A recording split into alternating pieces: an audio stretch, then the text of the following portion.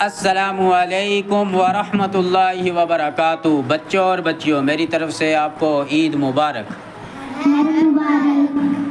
تو چلیے آج آپ سے کچھ سوال پوچھے جائیں گے۔ عید کیوں منائی جاتی ہے زویا؟ حضرت ابراہیم کی سنت ہے۔ حضرت ابراہیم علیہ السلام کی سنت ہے۔ اس کو کون سی عید کہتے ہیں؟ سحر؟ اس کو عید الاضحیٰ کہتے ہیں۔ ماشاء اللہ، عید الاضحیٰ کہتے ہیں۔ زونش، اس عید کے دن کس چیز کی قربانی دی جاتی ہے؟ بڑے جانوروں ماشاء اللہ، جو حلال جانور ہیں جیسے بکرا، بکری، دمبا، بھیڑ۔